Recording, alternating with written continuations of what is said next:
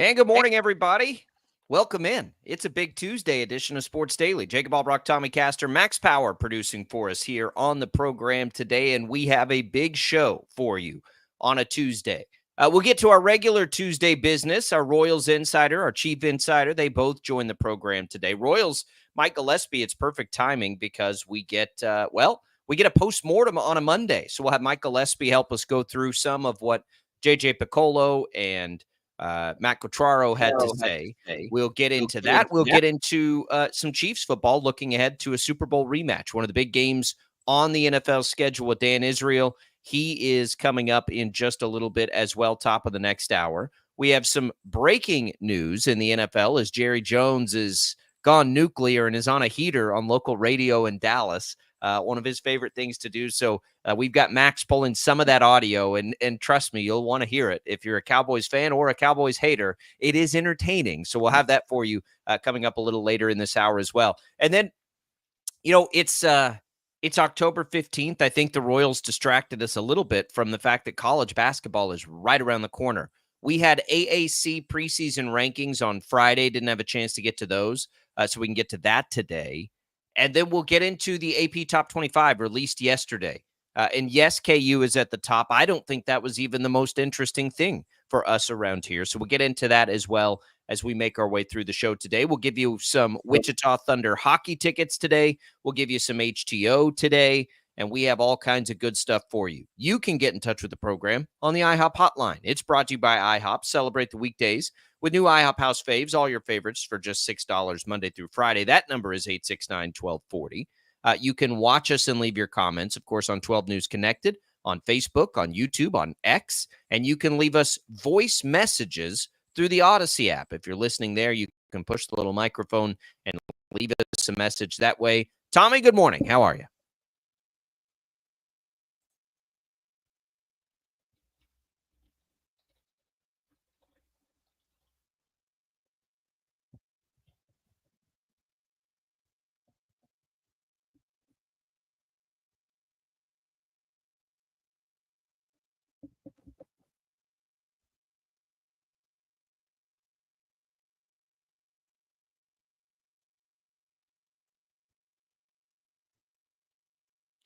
It's so much going on. And a Monday Night Football game last night with Buffalo and the Jets that, we've got what a strange game, Tommy, it was, as it was ugly. It was sloppy. It was windy. We had missed kicks. And I really thought that, the Jets probably showed us with the coaching change that they may actually be able to climb back into this thing. Of course, their record's not good now, but I thought offensively that was probably the best that they looked all year long. Aaron Rodgers, almost 300 yards. He had the interception that hurt him late. They were feeding Breece Hall. Look what happens when you feed Breece Hall. He had 23 total touches and 170 yards to show for it. Buffalo didn't gain as many yards. It was an ugly game. There's no doubt about that. It was just gross, right? It was not pretty to watch, but it was prettier to watch, I guess, from the Jets' perspective than we've seen, at least offensively. They looked like a better offense. They looked like it was an offense that could hang. A couple of missed field goals, that really hurt them, obviously. Buffalo wins the game, probably didn't look as good as I thought they would. They were efficient. They didn't have their running back, James Cook, and they still were able to move the ball around and do the things that they needed to do. But we'll see. I'm seeing headlines this morning about, the Jets being the most disappointing team in football and all of these things. And I think that's a bit of a stretch, Tommy, but it was a strange night because that was, to me, the best the Jets offense really ugly and disappointing game for the Jets. It really was. And that's unfortunate. And, because going into this game, and I know that things haven't gone the way that the Jets have wanted it to go throughout the course of this season. I mean, that's, stating the obvious there. But I really thought that coming off of what happened with Robert Saleh, that might galvanize the team a little bit. And then I remembered that I realized Oh, yeah, they've got Aaron Rodgers at quarterback, Yeah. and he's not the galvanizing type. Like, let's just call it for what it is. Aaron Rodgers is a lone wolf. Aaron Rodgers is the kind of guy he's going to go Yeah. out there and he's going to try to do everything on his own. He's going to basically, I mean, he is the epitome of, in his mind, if you want something done right, go and do it yourself. But then when it doesn't go right, he's going to blame everybody else. Like that's just kind of what the MO has been for Aaron Rodgers. So I mean, I had forgotten about that part of it. I thought, okay, well, Robert Sala's out. Clearly there was some disconnect there. And moving forward, that might actually bring the team together. And then, oh yeah, wait, it's Aaron Rodgers, and that's not really the Yeah, way. I actually this game could have been a disaster, right? It could have been an absolute disaster, but I don't think that it was. And yeah, they didn't win, and it was sloppy and ugly, and they missed field goals. And as Rogers mentioned, they were terrible in the red zone. He had that interception that was a tough one. They made too many mistakes to penalties, but he kind of defended his guys in the penalties after the game. But I mean, at the base level, for me, when I watched that game, I was like, oh, this is the offense we thought they could have with Aaron Rodgers, right? It was efficient. It was moving the ball. The Bills aren't a bad defense. They could run the ball. They actually opened things up in the pass game. I would tell you this. I don't know if they'll be able to overcome the 2-4 start, but I do think that was the best by far we've seen out of this offense. And if they can figure out whatever's been going sideways on their defense, and they did lose Robert Saleh, and he's a defense guy, I think that they can still be the best version of themselves before this season is over. I don't know if they'll have enough room to eventually get into the postseason, but if they play offense like that and not like what we've seen out of the last 3 years, they've got a shot to at least reach the postseason. That was just look at it. They didn't mess around at running back. They fed their best player the ball. Breece Hall touched the ball a ton. Like all of it was just like, if you're a Jets fan, you're like, okay, finally. You're also insanely frustrated that it was ugly and sloppy like it was, but at least you have this moment of like, okay, this is what the offense could look like if it's doing what it's supposed to do. And the best version of that offense is probably more than likely Aaron Rodgers is going to throw a couple touchdowns, and he's going to throw a pick or multiple picks. And I know that, the game was sealed last night on an INT right before the 2-minute warning that I don't know if you saw after the game. Rodgers threw Mike Williams under the bus and basically just said that Mike Williams ran the wrong route, and that's why the interception happened. There's probably some truth to that because Mike Williams. I mean, it probably is not, true, but you don't need to do it. Hold on. Hold on. I watched the play. I've watched it multiple times.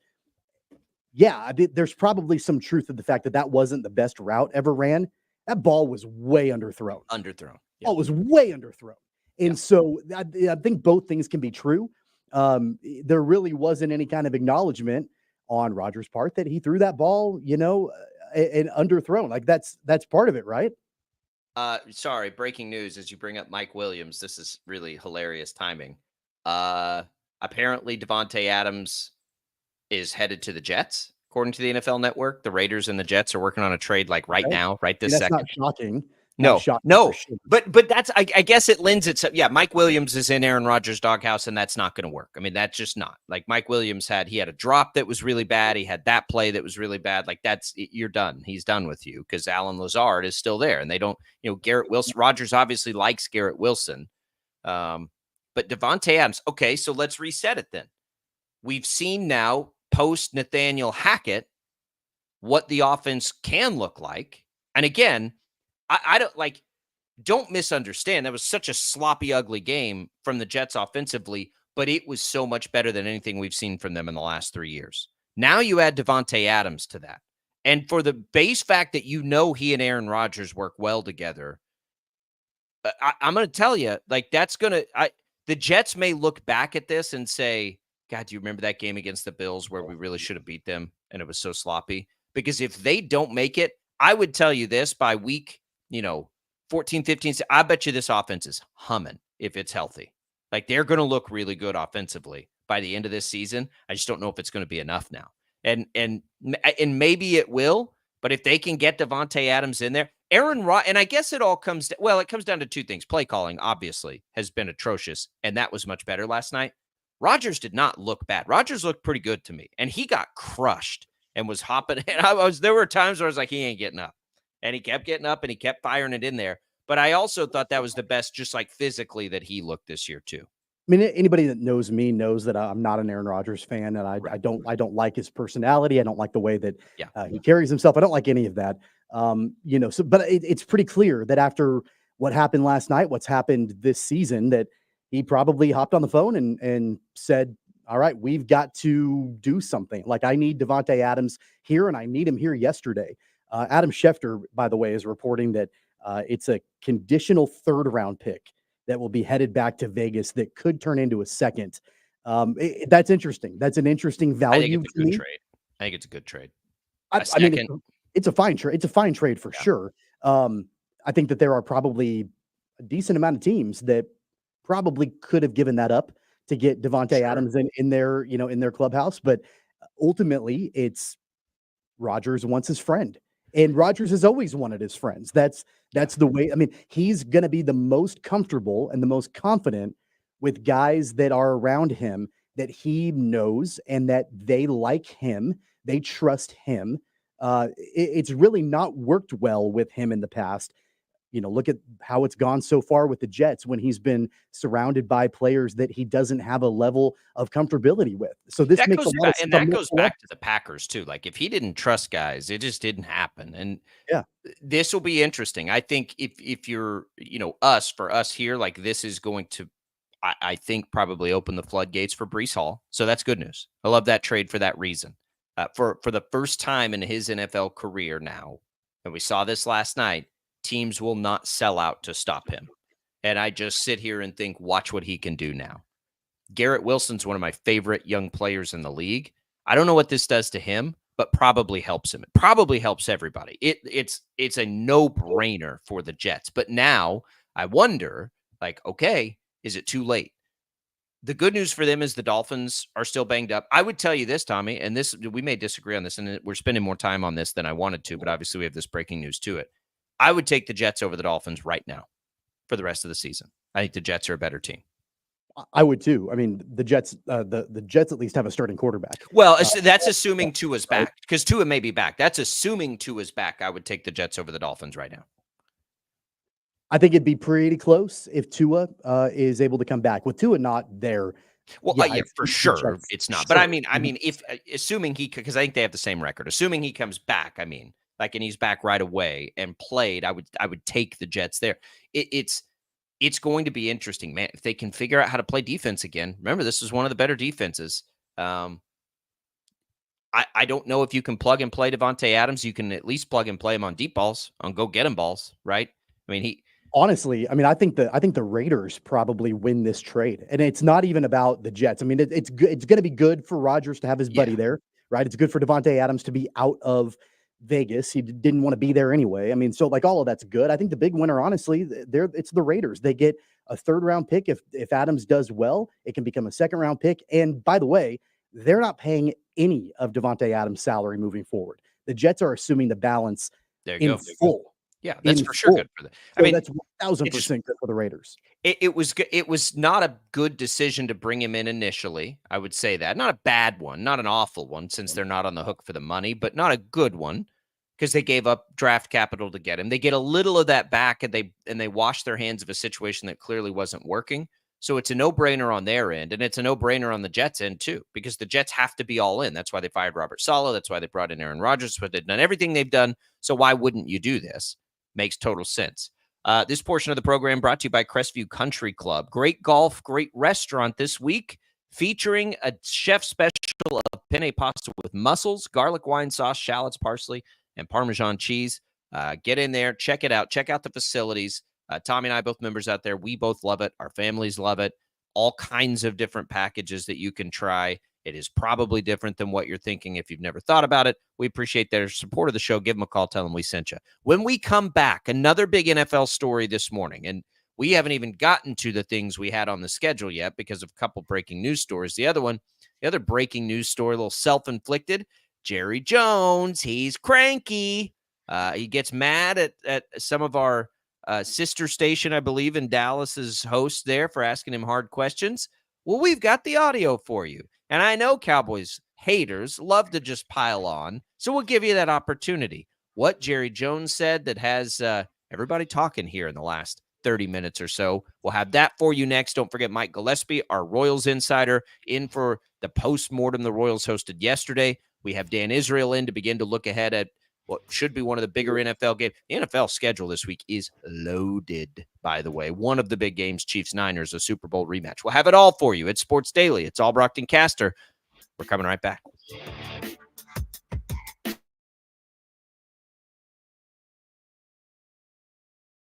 A mourning widow sells her husband's car trying to move on, but the checks came back in his name. How do they expect him to cash this check? Looking for answers, fact finder Brandon Stitt went to the Department of Revenue. A proposed energy plan that threatens Kansas landowners, meaning some families could lose their homes. My land is not for sale. Others' land is not for sale. Our lifestyle is not for sale. 12 News took their concerns to Senators Marshall and Moran. When you need answers, turn to the fact finders for help. Right. Start your day with 12 News this morning. Get ready with Jake's accurate hour-by-hour forecast, so you'll know if you need a jacket when you walk out the door or an umbrella by lunch. Start your day knowing what happened overnight and what's happening now. Live, breaking news all morning long. And plan the best route to work and school with traffic from across Kansas. Start your day right. Start your day with 12 News this morning on KWCH and KSEW.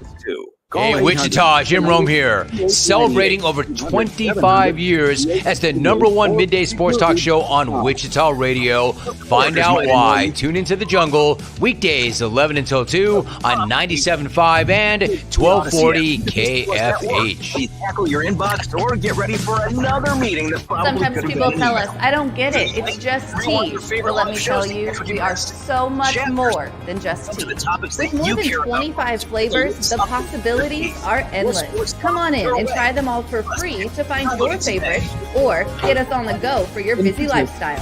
And don't miss happy hour every day for half-price cups of tea. So the next time someone tells you it's just tea, tell them to come by and find out why we say drink tea, be happy. That's what we owned and operated business. Clouds are not just the canvas of our imagination. They tell a story. Clouds affect the events of your day.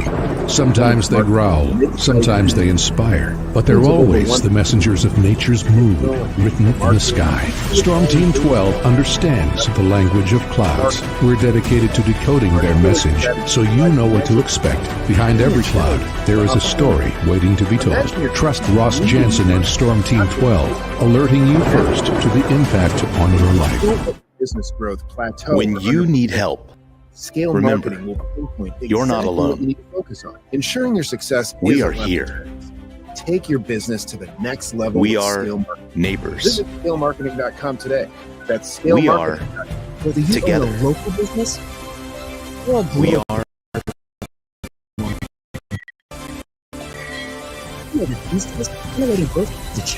We are 12 News. They say it takes a village. Come together and support local businesses in our neighborhoods. When you contribute to local shops, more money goes back into the economy. Shopping local makes our state stronger. So give back to the communities you love and watch our businesses and communities thrive. Shop local and be Kansas proud. At 12 News, we know you're busy, which is why we're here whenever you need us. Anytime, any screen. With live breaking news. Critically hurt after an apartment. Team 12 forecast. Snowing for many miles. And the stories you don't want to miss. Still very active. Just search KWCH 12 News wherever you stream and catch up on the latest news of the day. All for free and on your schedule, hopefully making your day a little bit easier. And did I mention the Storm Team 12 forecast? 12 News whenever you want. For heavy-duty Sometimes people tell us, I don't get it, it's just tea. But let me tell you, we are so much more than just tea. With more than 25 flavors, the possibilities are endless. Come on in and try them all for free to find your favorite or get us on the go for your busy lifestyle. And don't miss happy hour every day for half-price cups of tea. So the next time someone tells you it's just tea, tell them to come by and find out why we say drink tea, be happy. Determining fact from fiction. That's our full-time job. You need to have someone give you the whole story from every side. To help you when no one else is listening. You need someone to put you first. That's what we do. We bring you the facts first. When you need it. wherever you are. 12 News. Facts first.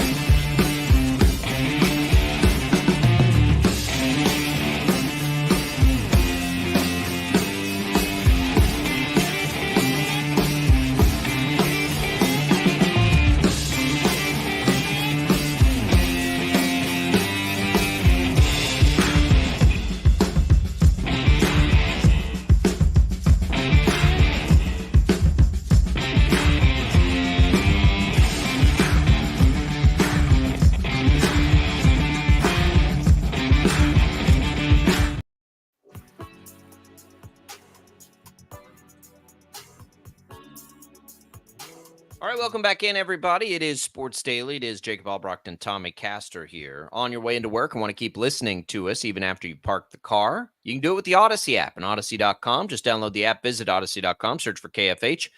Download the Odyssey app today to get started. So we've got all kinds of breaking news coming at us here early in the show that we're trying to navigate. We will get into Royals talk in our next segment with Mike Gillespie, our Royals insider. We will get into Chiefs talk at the top of the next hour with our insider, Dan Israel, and we will get into college basketball talk in the next hour as we get a big day of news and things happening across the college basketball world on Monday and on Friday that we haven't gotten to either. But first, always entertaining, Jerry Jones gets on local radio there in Dallas and just has sort of spilled the beans over the years. Very, yuck with some of the folks there, and sometimes they get on him and sometimes they don't, and Cowboys fans are at their wits' end right now, and I guess it's all bubbled up because Jerry didn't have a very happy birthday as the Cowboys were embarrassed this weekend. I think some Cowboy fans like me have told you this was coming all along. There's absolutely nothing that didn't foreshadow this exact thing happening this season, and it's happening, and they just paid Dak a bunch of money, and they haven't made any changes. They didn't do anything to the roster, and Jerry's sick of hearing about it. So, Tommy, set this up. Where is this coming from, and what exactly do we have in the can here? Yeah, so this was from less than an hour ago from one of our sister stations in Dallas with Odyssey, 105.3 The Fan. In Dallas, Jerry goes on, does weekly radio interviews on The Fan in Dallas. And like you mentioned, a lot of times it's usually, pretty cordial and they're talking and laughing and, doing a bunch of different, stuff. But clearly the hosts in Dallas, and I'm guessing the entire DFW Metro, not in a laughing mood after what happened on Sunday with the Cowboys. And really this question was posed more about the lack of changes in the offseason, as you alluded to. That's kind of where everything went off the rails in this interview with Jerry Jones. And I could try to describe it. We should just have Max play it because it's pretty good stuff. This is not your job. Your job isn't to let me go over all the reasons that I did something and I'm sorry that I did it. That's not your job. Well, my job is to ask why. A job, or I'll get somebody else to ask these questions, man. Jerry, we're trying to figure out why the team is. I'm not kidding. I'm not kidding. You're not going to figure out what the team is doing right or wrong. If you are, or any 5 or 10 like you, you need to come to this meeting I'm going to today. There are 32 teams here. You're geniuses. Jerry, okay? Y'all really think you're going to sit here with a microphone and tell me all of the things that I've done wrong and without going over the right? Yeah, that is literally his job. That's why we do what we do. Just like it is your job to do a better job of trying to win football games. I am not the level of, and you know this, Bob, I'm not the level of Jerry hater as some people. I think from a business standpoint, he's probably the best that's ever done it. From a football standpoint, he's needed to step back a long time ago. He did to a small degree with the draft, and they have drafted incredibly well. The dude has never handled contracts well, though, and he continues to do that, and now they find themselves in this mess, and he's obviously defensive about it. It's wild. And he doesn't, honestly, I would say normally he's very, it's part of what's probably made him really good in business. He deflects that stuff and handles it well, but he's clearly sick of it. And he's clearly frustrated.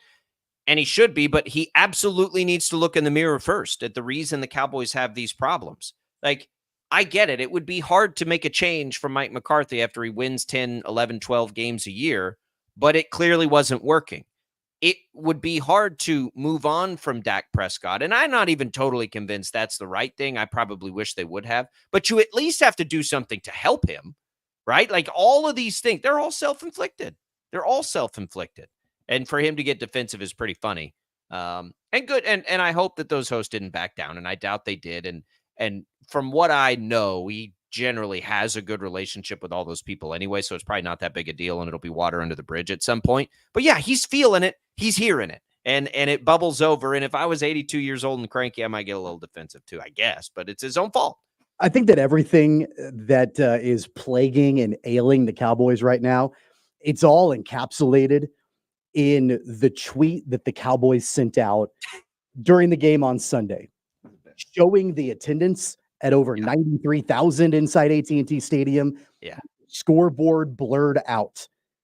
That encapsulates everything. I mentioned this going all the way back to training camp when Jerry went off on a tangent, about how great he is and how great all the decisions that he's made and, how everything is really good. And I'm like, you know what? At this point, Cowboys fans, the joke is on you because you guys continue to pay for the tickets. You guys continue to show up. You continue to support a team where the owner and the de facto general manager is doing nothing to make the team better. But yet you're still showing up in droves because you love the team. And I get that. I understand being a fan of a team. I'm not saying you shouldn't be a fan, but you're supporting it with your money. It's expensive to go to an NFL game these days, much less season tickets to a franchise like the Cowboys.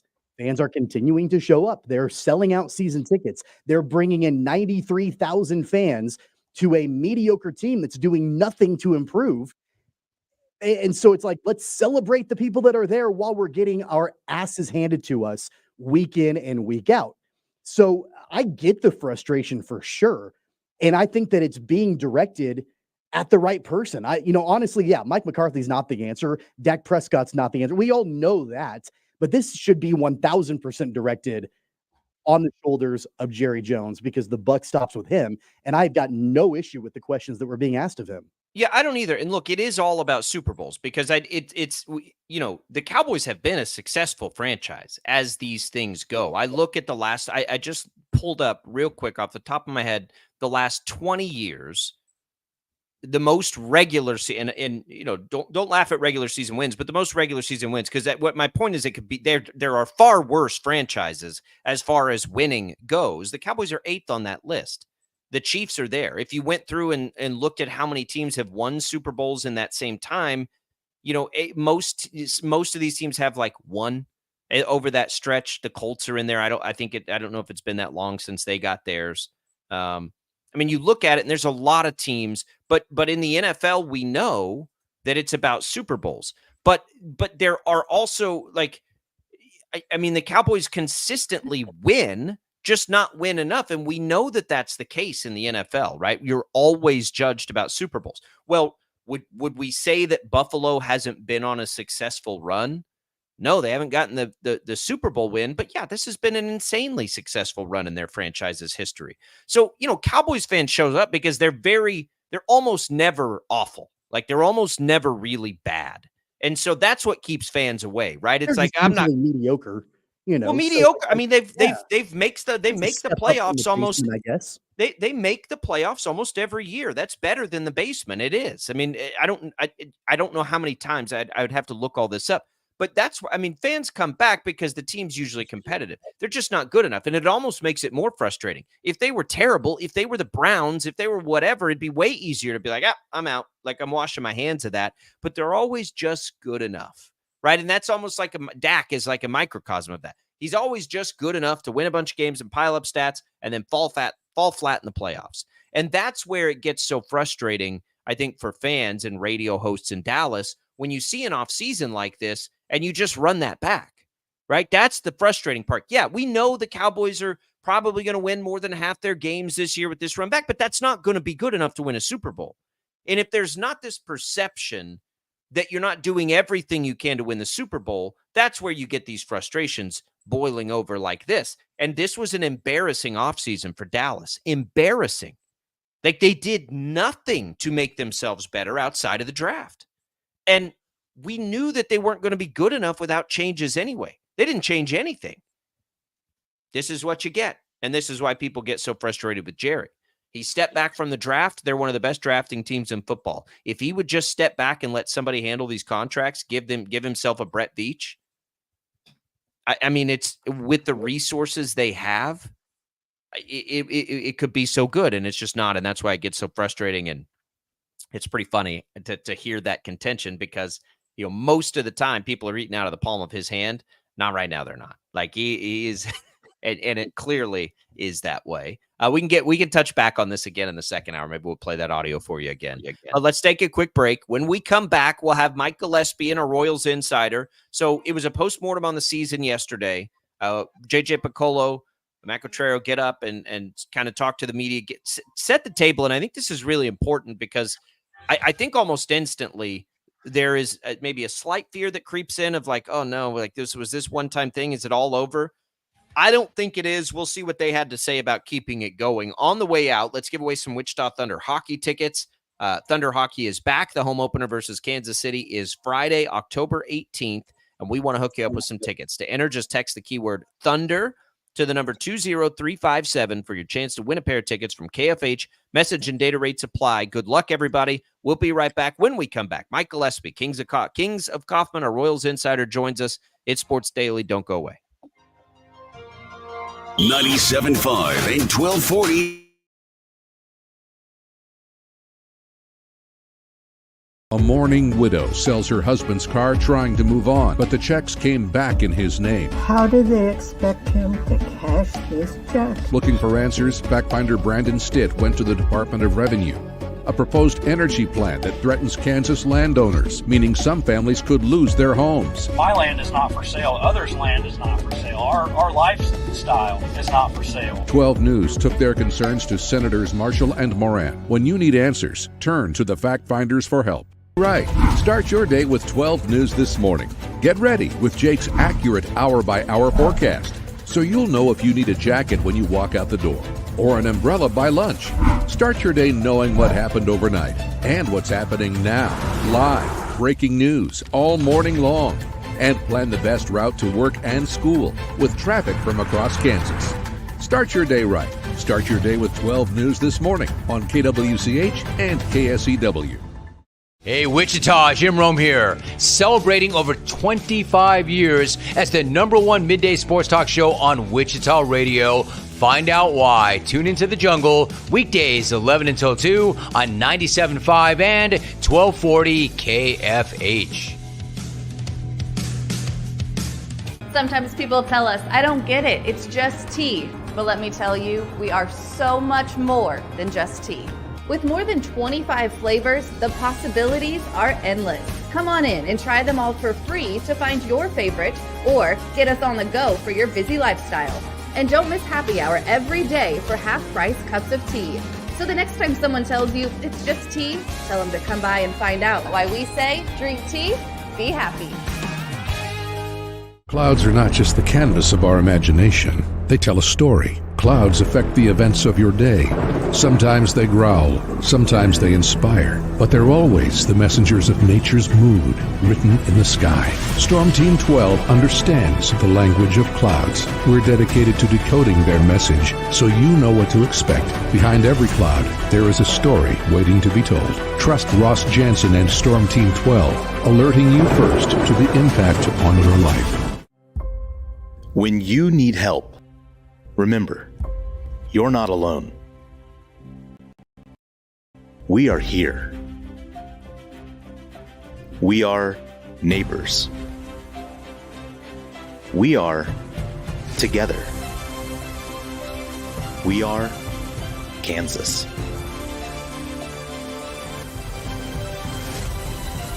We are 12 News. They say it takes a village. Come together and support local businesses in our neighborhoods. When you contribute to local shops, more money goes back into the economy. Shopping local makes our state stronger. So give back to the communities you love and watch our businesses and communities thrive. Shop local and be Kansas proud. At 12 News, we know you're busy, which is why we're here whenever you need us. Anytime, any screen. With live breaking news. Critically hurt after an apartment. Storm Team 12 forecast. Snowing for many miles. And the stories you don't want to miss. The scene's still very active. Just search KWCH 12 News wherever you stream and catch up on the latest news of the day. All for free and on your schedule, hopefully making your day a little bit easier. And did I mention the Storm Team 12 forecast? 12 News whenever you want. Sometimes people tell us, I don't get it, it's just tea. But let me tell you, we are so much more than just tea. With more than 25 flavors, the possibilities are endless. Come on in and try them all for free to find your favorite or get us on the go for your busy lifestyle. And don't miss happy hour every day for half-price cups of tea. So the next time someone tells you it's just tea, tell them to come by and find out why we say drink tea, be happy. Determining fact from fiction. That's our full-time job. You need to have someone give you the whole story from every side. To help you when no one else is listening. You need someone to put you first. That's what we do. We bring you the facts first. When you need it. Wherever you are. 12 News. Facts first.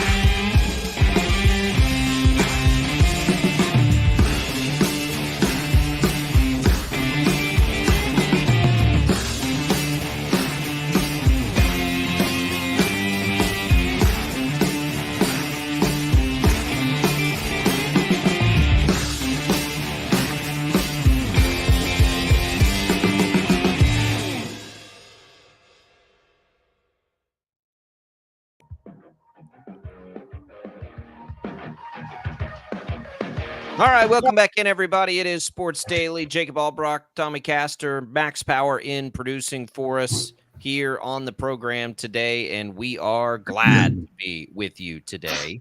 And joining us now is Mike Gillespie, Kings of Kaufman. The season is over for the Royals.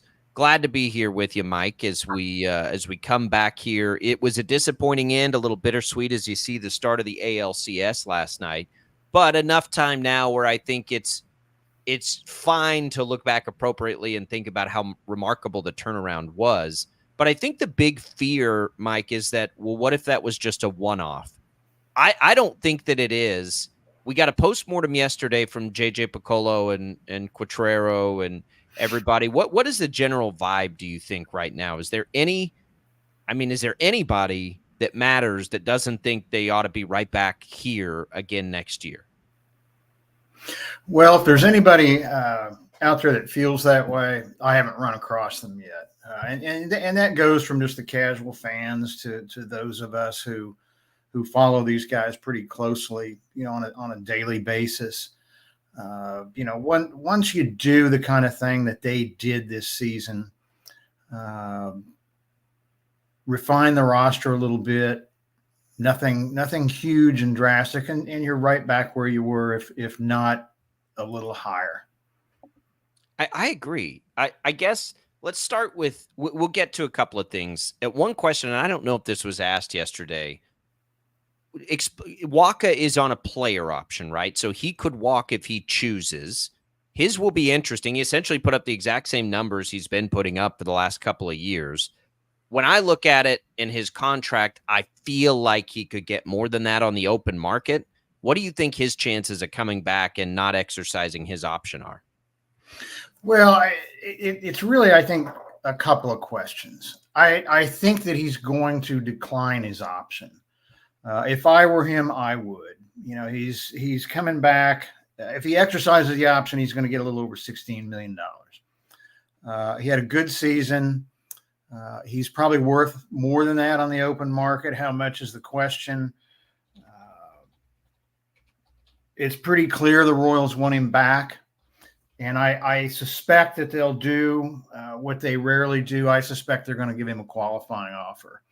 And that qualifying offer is estimated to be a little over $21 million this year. Okay. So then he would get a raise through the qualifying offer. So they have to explain to us all in what we're talking through here is Michael Wacha has what would be a player option in his contract. There's a player option and a team option. For folks out there that don't really care about this stuff most of the time, a team option would give the Royals a chance to bring him back for his contract. A player option means he can turn it down. So your estimation is that he would turn that down, which is at what, $14 million?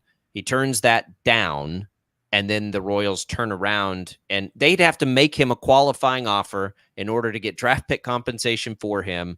Teams don't always do that, but they would at 21. And then at 21, he'd probably take it, wouldn't he? Or would he want a longer contract than that? Well, I think if he really wants to come back, and there's a lot of speculation in the press that he does. I think what you'd see if he indeed comes back is for something more than the qualifying offer. I think he would want 2 or 3 years guaranteed. What the annual average value of that is, who knows? But yeah, I don't see the Royals or him being particularly interested in him taking a qualifying offer and staying for 1 year and then let's go through this again next year.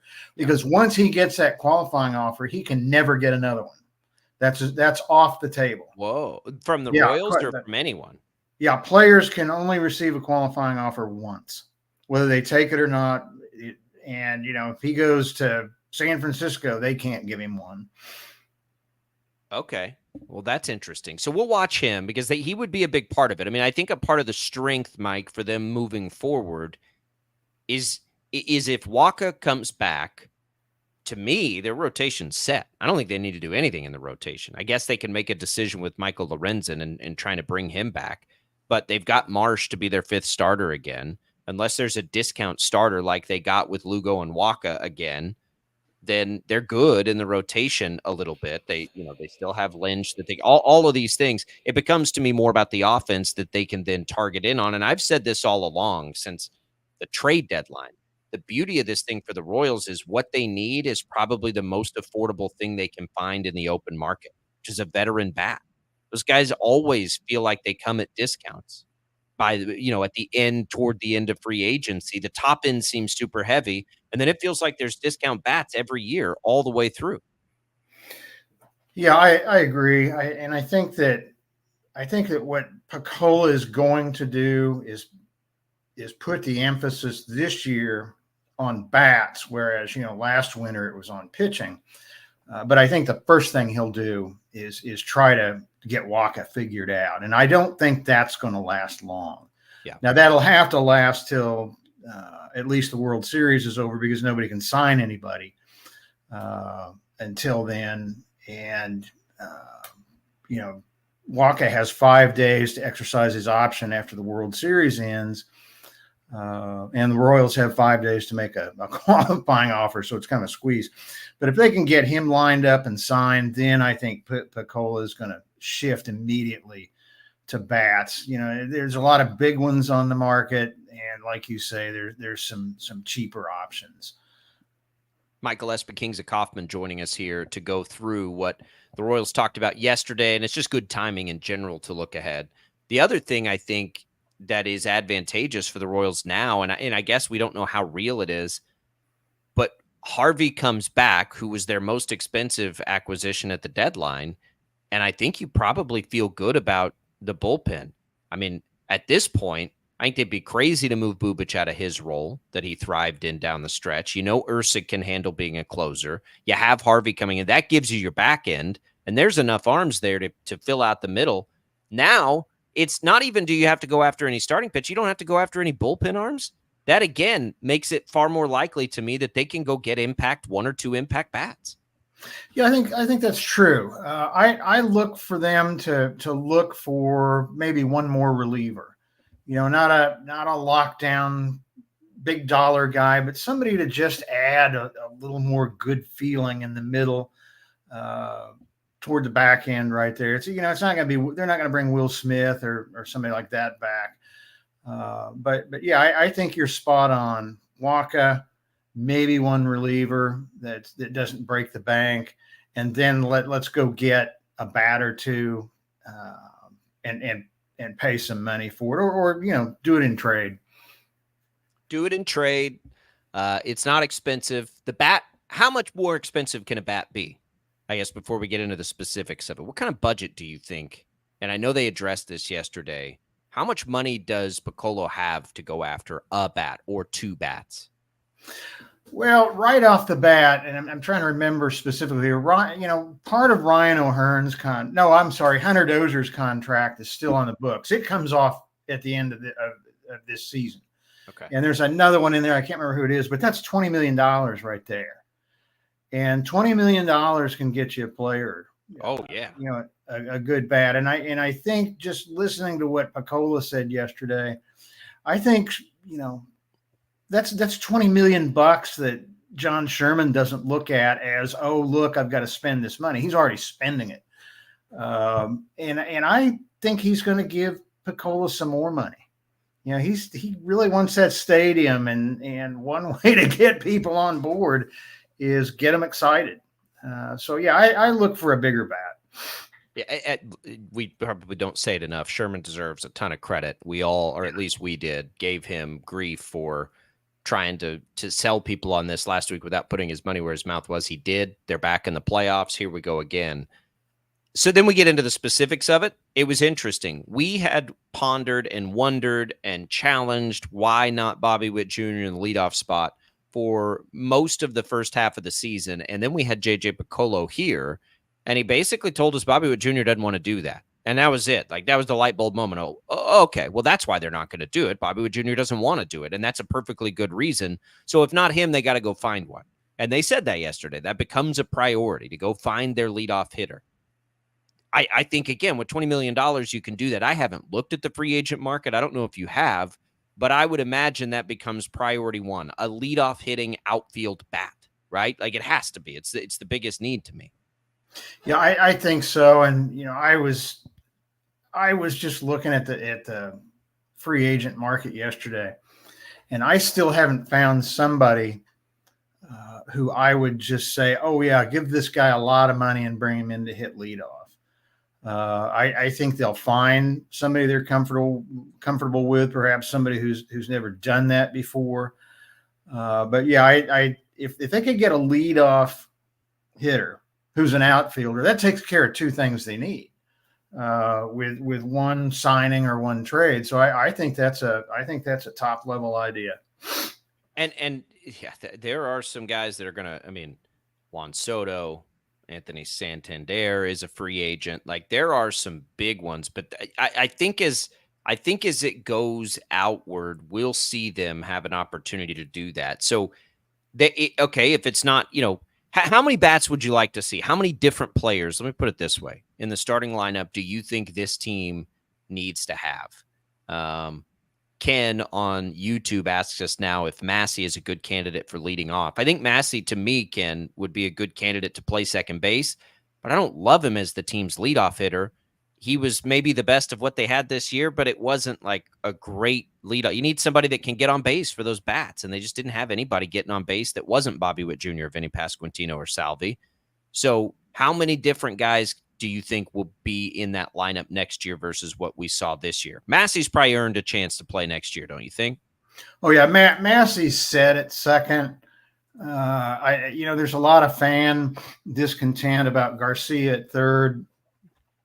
I think if they don't trade him, and I don't look for them to, I think he'll be at third opening day. Melendez is it's hard to figure MJ Melendez out, but what you can tell listening to the Royals all season is he's not going anywhere. They want to develop him. They're encouraged by his defensive improvement the last 2 seasons, and they really feel that they can get his bat going. Renfroe will probably be back simply because he has a player option, and he'd be crazy not to exercise it. But I don't foresee him starting in right. I think somebody else will be in right field.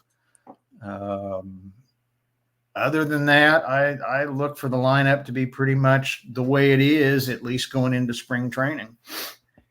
Yeah, I mean, is that enough in the lineup? I mean, I know Vinny Pasquantino got hurt, and had he not got hurt, this would have been a top half offensive lineup in the league.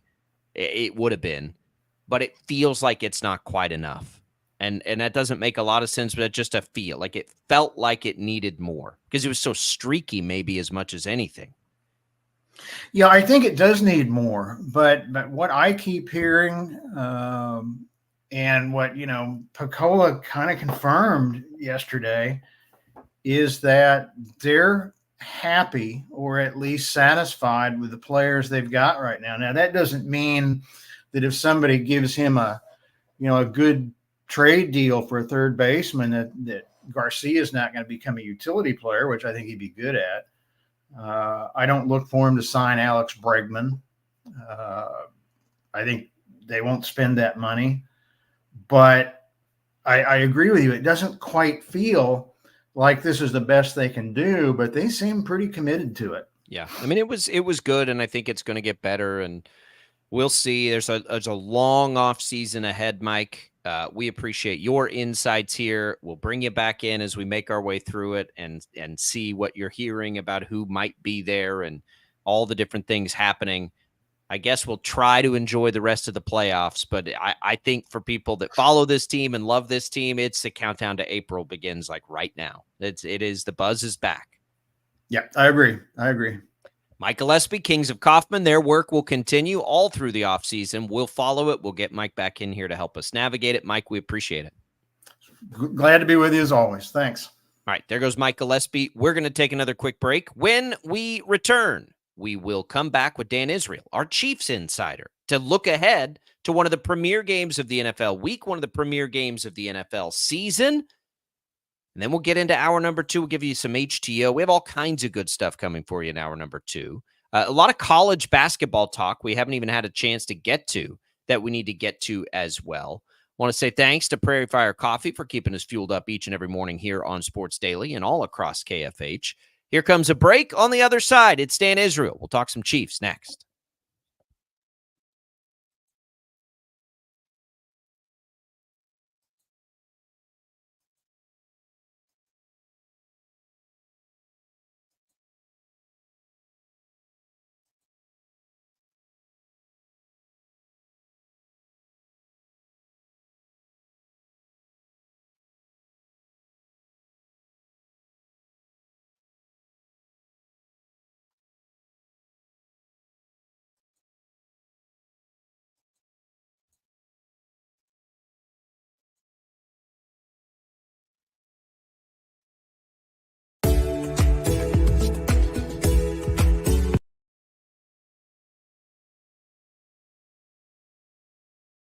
A mourning widow sells her husband's car trying to move on, but the checks came back in his name. How do they expect him to cash this check? Looking for answers, fact finder Brandon Stitt went to the Department of Revenue.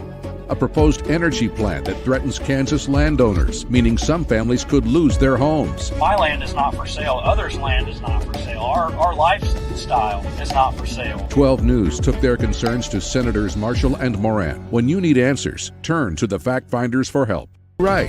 Start your day with 12 News this morning. Get ready with Jake's accurate hour-by-hour forecast, so you'll know if you need a jacket when you walk out the door or an umbrella by lunch. Start your day knowing what happened overnight and what's happening now. Live, breaking news all morning long. And plan the best route to work and school with traffic from across Kansas. Start your day right. Start your day with 12 News this morning on KWCH and KSEW. Hey, Wichita, Jim Rome here. Celebrating over 25 years as the #1 midday sports talk show on Wichita Radio. Find out why. Tune into the Jungle, weekdays 11 until 2 on 97.5 and 1240 KFH. Sometimes people tell us, I don't get it, it's just tea. But let me tell you, we are so much more than just tea. With more than 25 flavors, the possibilities are endless. Come on in and try them all for free to find your favorite or get us on the go for your busy lifestyle. And don't miss happy hour every day for half-price cups of tea. So the next time someone tells you it's just tea, tell them to come by and find out why we say drink tea, be happy. Clouds are not just the canvas of our imagination. They tell a story. Clouds affect the events of your day. Sometimes they growl, sometimes they inspire, but they're always the messengers of nature's mood written in the sky. Storm Team 12 understands the language of clouds. We're dedicated to decoding their message so you know what to expect. Behind every cloud, there is a story waiting to be told. Trust Ross Jansen and Storm Team 12, alerting you first to the impact on your life. When you need help, remember, you're not alone. We are here. We are neighbors. We are together. We are Kansas.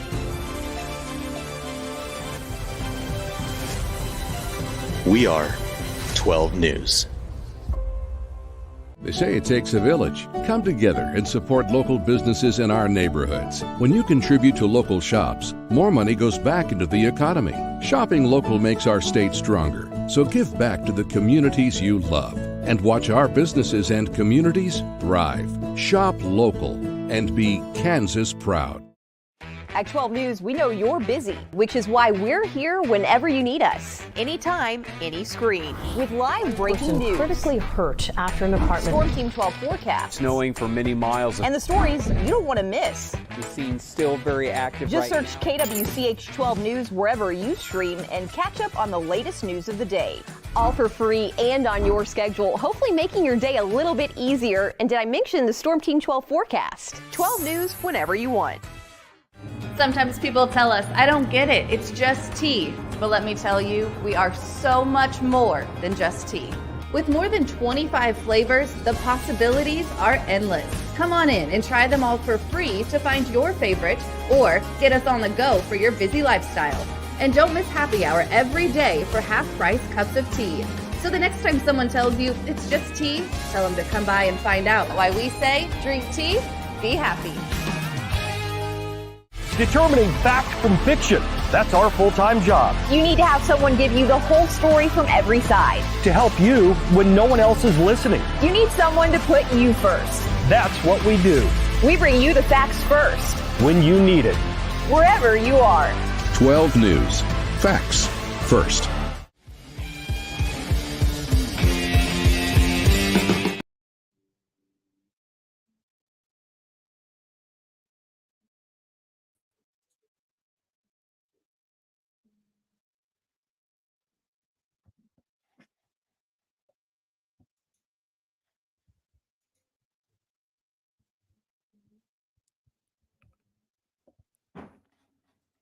All right, welcome back in, everybody. Hour number 2 here of Sports Daily. It's Jacob Albrecht and Dan Israel. Tommy will be back in just a little bit. Dan joins us, our Chiefs insider here, as we get ready for what should be one of the premier games of the week in the NFL. Chiefs 49ers. We got all kinds of good stuff coming up for you here in hour number 2. The IHOP hotline, 869-1240, will be back open in just a few minutes. You can celebrate the weekdays with new IHOP House Faves, all your favorites for just $6 Monday through Friday. But we're talking Chiefs now. I say we're talking Chiefs, Dan. I got to get your take on a couple of things. The NFL is throwing haymakers this morning. League meetings are always fun, aren't they? Yeah. So last night we watched the Raiders, and this does pertain to the Chiefs just a little bit, I think. I thought that was by far the best, the Jets best offensive game. As sloppy as it was, it at least looked like it had some life. And then we get the breaking news this morning that they bring Devontae Adams in. I don't know if it's too late for them because I know their schedule is very difficult, but that Jets offense minus Nathaniel Hackett, I guess, and plus Davante Adams becomes a pretty dangerous offense, I think. I agree. I'll give you one word, and it's got to be eliminated from their vocabulary, and that's doink. They can't keep missing field goals. You know, I mean, you look at what the Chiefs have done over these last 5 games without the efforts of the successful efforts of Harrison Butker, it would be a very different record. And I just think, you know, for the Jets anyway, those were makeable kicks. And they didn't make them. And you're not going to go deep in the postseason without that. It's just all there is to it. Defenses are too good. But I do think the addition of Davante Adams in combination with Aaron Rodgers, man, that's scary just by itself. It's scary. The other thing is the other news that's made its way through is Jerry Jones is getting feisty with some local hosts there in Dallas, which is interesting. And he's kind of on the attack saying that's not their job. Of course, that's their job. You and I know that. We're in this world to ask hard questions. Boy, it makes it just is a constant reminder. Somebody who, you know, grew up a Cowboys fan and still tries to be a Cowboys fan away from the air a little bit, even though it's hard. I say this all the time to Chiefs fans. So blessed to have the synergy between ownership and general manager and head coach that they have. It outside of the Patrick Mahomes and Kelsey dynamic is probably the most impressive thing about this current dynasty run the Chiefs are on. It can, like, you can't take that for granted, how synergetic that front office is. Yeah, you're absolutely right. You know, I mean, I think a lot of people in their own jobs, Jacob, have, you know, they've been through a situation where there's high drama and there's tension in the office for whatever reason.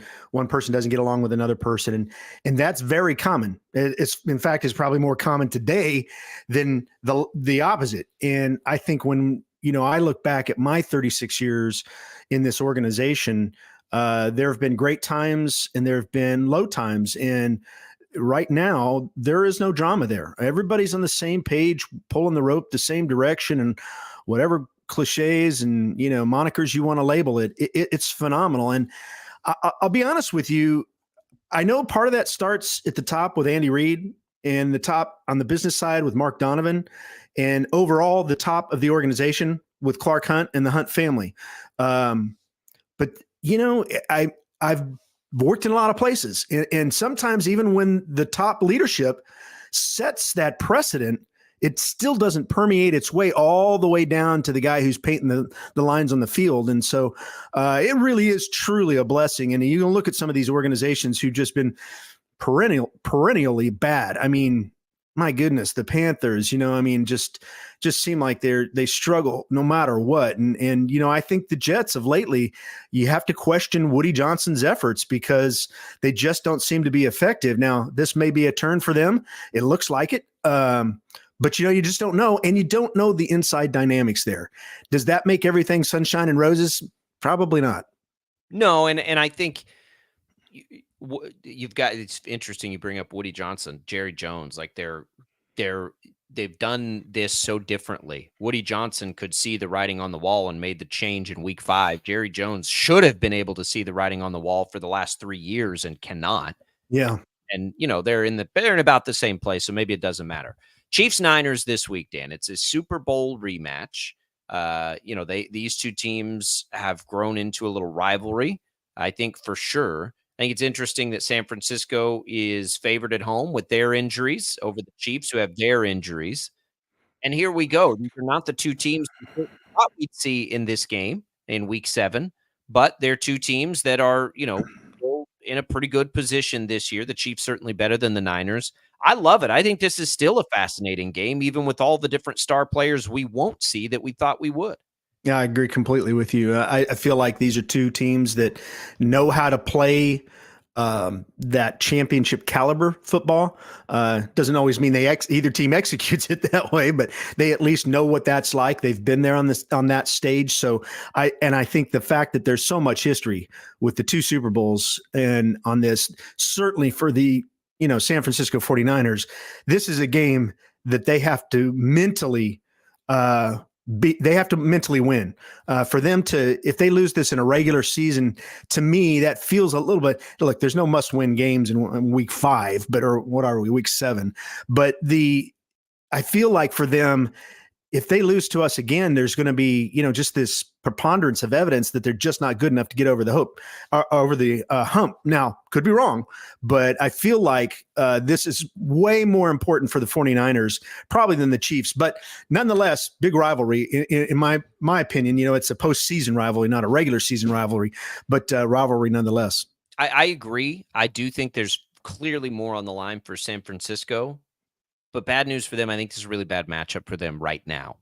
I think that when you look at what's going to make them really good, and it's all those weapons they have in the pass game, you got to run the ball, and they don't have Christian McCaffrey. Now, Mason's been good. Not taking anything away from him, but it sort of feels like they do well what the Chiefs stop well. And I think, just on paper, this feels like a matchup advantage for the Chiefs. Well, and I feel like, in particular, I just think Christian McCaffrey he's a deal breaker. He's a game maker. And so you take a guy of that caliber out, that's the equivalent of taking a Travis Kelce plus out for us. I mean, that our offense would be different. And so their offense is different. In as much as they try to patch that, I don't see how you overcome the loss of a guy like that. Plus they're a little banged up, in other areas as well. But, I think one of the things that characterizes these two teams is their ability to kind of reinvent themselves on a continual basis. Yep. And so I'm actually excited to see how they adjust. I saw the one game that, they played this week, and it was very good. And it was against an okay team, but it was against a good team. Right. But the Chiefs are right now defensively, I think, playing very well. And so it's not going to be easy for them. They're going to have to not only come out and play good offense against a good defense, they're going to have to somehow defend the Chiefs, because the Chiefs are a tick away from scoring 30 and 35 points versus 20 and 24 points. So I feel like it's going to be a fascinating watch to watch these two coaches kind of how they and look, if you're Shanahan, at some point, don't you just got to pull every last hair out? I mean, it just feels like, for crying out loud, what do you got to do? Totally. I mean, it's you're snake bitten a little bit, but they're going to have a lot of players, I think, in this game, right? Like they're gonna have some players back. They have been pretty good against the pass. They have been better against the run. So if you're the Chiefs offensively, all the injuries, all the things, they've had extra time to prepare for this too, by the way. Yeah, that's true. You've had extra time to create some trick stuff. The 49ers have been better against the run than against the pass. And I would bet you $1 today that the Chiefs attack it that way. I bet they attack this game through the air. Yeah, I think so too. And I feel like, that would be kind of a good change up too for what the Chiefs have run the past 5 weeks. And we all know what Andy's record on the bye is. I mean, that's, the more time you give that man, the more creative it's going to be, the more. Now, the one trick with that is that if you apply all your effort towards that creativity and that creativity doesn't work like you thought it did, you've got to revert. But I think one of the things that's been amazing about watching Andy Reid's career, especially over the last 12 years, because when he got here, remember, it was nothing but can't manage the clock. And they have done such a fascinating job over the last few years of managing the clock. They get into the second half, and I feel like they don't make any really bad decisions. That's unusual. I mean, I know he's got a lot of experience. He's the 4th most winning coach in the history of this league, and he deserves all the accolades he gets. But I think it's that in particular is a real facet that you can point to and say, Andy Reid is not just Andy Reid. He continues to evolve and get better. And the coaching staff that he's put in place, last week or 2 weeks ago, when they challenged the, I think it was a line of gain or a first down, and all the mechanics that are involved in that, should they challenge, then the challenge and what they do during the challenge, they're never kind of, running around like chickens with their heads cut off. They always seem to be under, a process. And I just love watching it.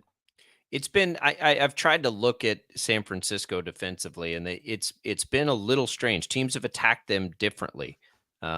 Lately teams have been attacking them with tight ends the last couple of weeks. Before that, it was very much with wide receivers. They've been more susceptible to that thing. We saw in that most recent game for the Chiefs what we thought we'd see early.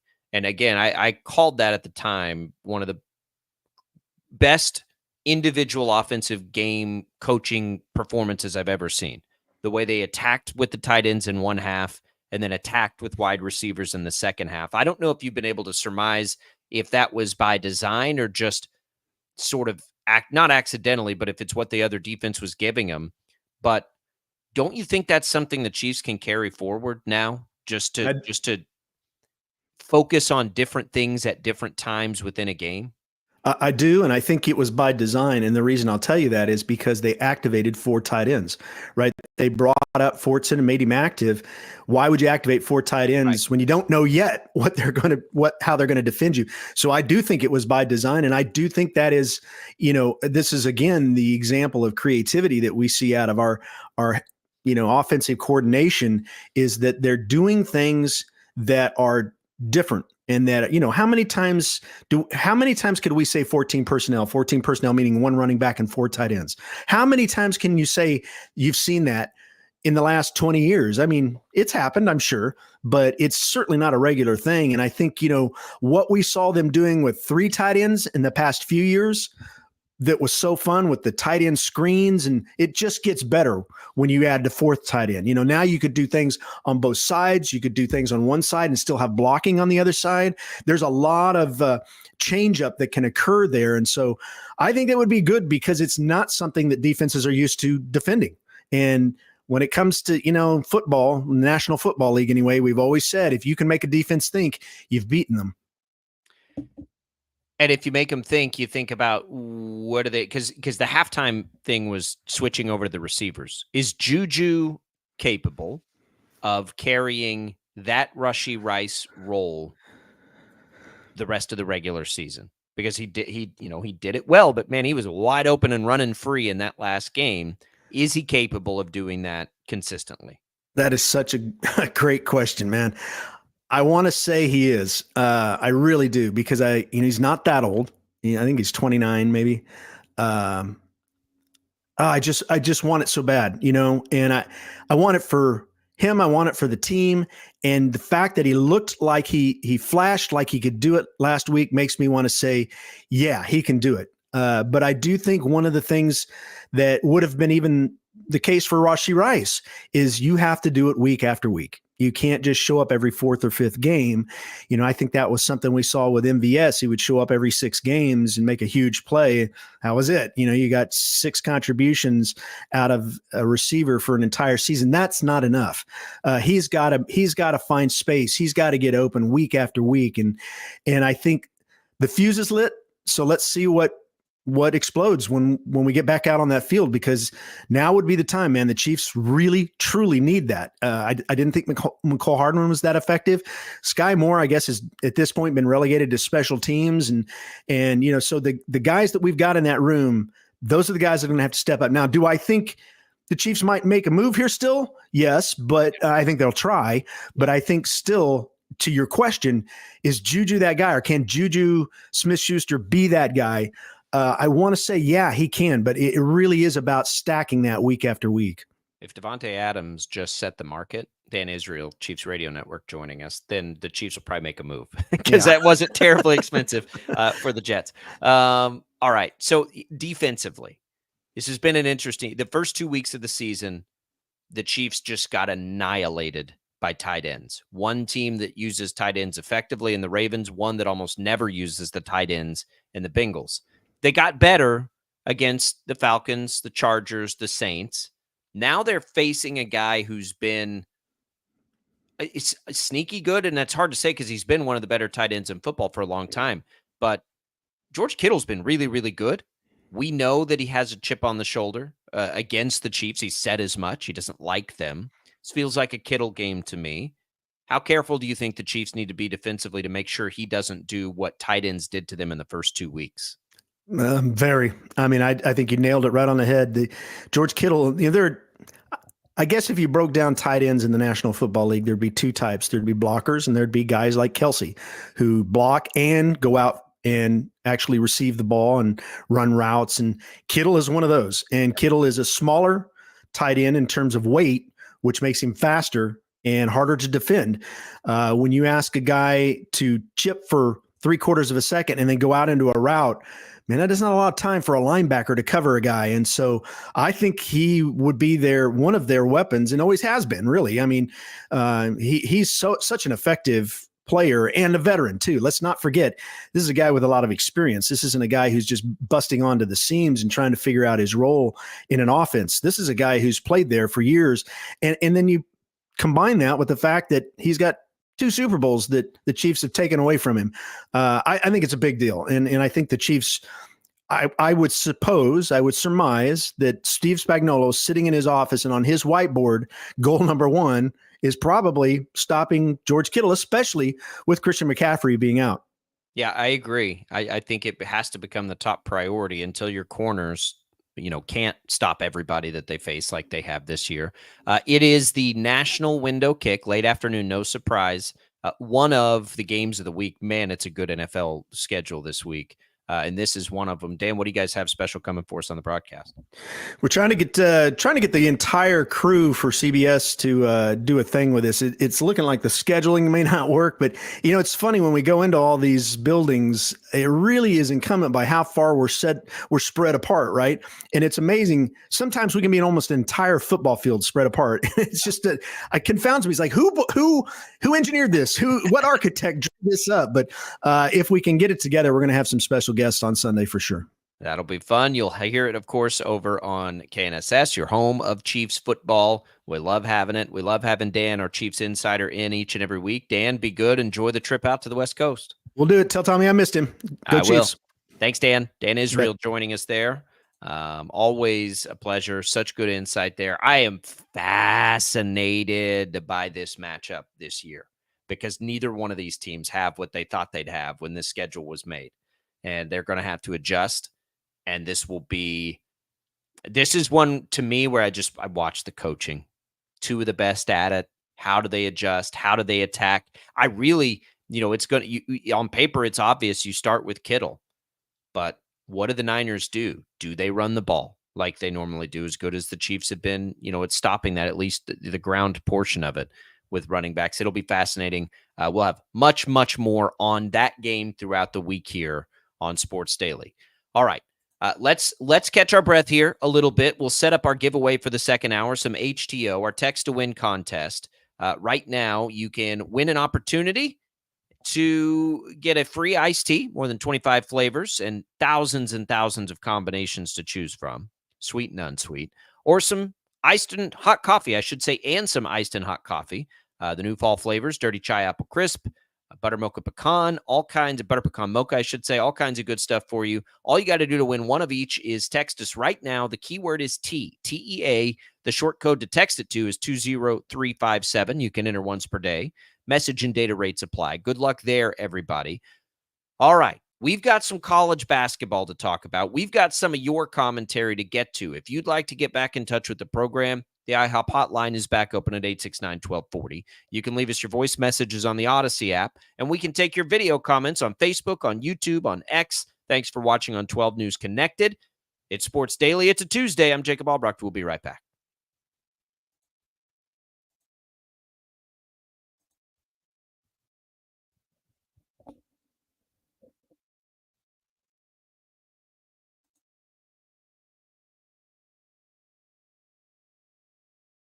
A mourning widow sells her husband's car trying to move on, but the checks came back in his name. How do they expect him to cash this check? Looking for answers, fact finder Brandon Stitt went to the Department of Revenue. A proposed energy plan that threatens Kansas landowners, meaning some families could lose their homes. My land is not for sale. Others' land is not for sale. Our lifestyle is not for sale. 12 News took their concerns to Senators Marshall and Moran. When you need answers, turn to the fact finders for help. Right. Start your day with 12 News this morning. Get ready with Jake's accurate hour-by-hour forecast, so you'll know if you need a jacket when you walk out the door, or an umbrella by lunch. Start your day knowing what happened overnight and what's happening now. Live, breaking news all morning long. And plan the best route to work and school with traffic from across Kansas.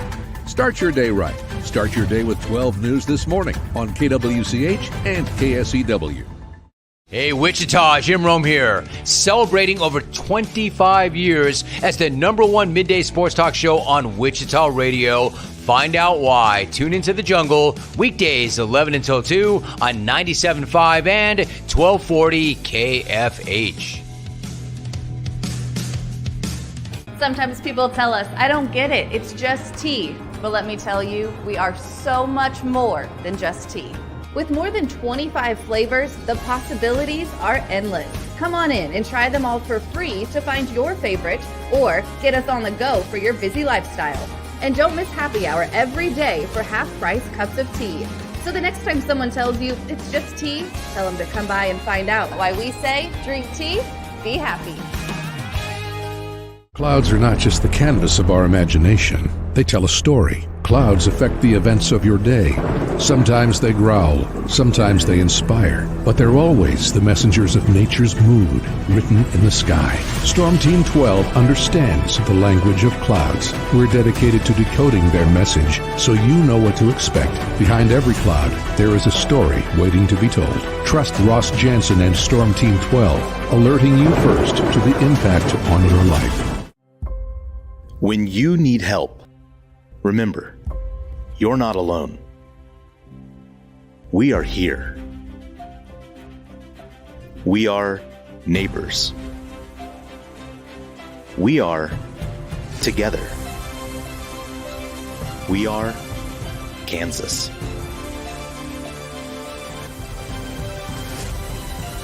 We are 12 News.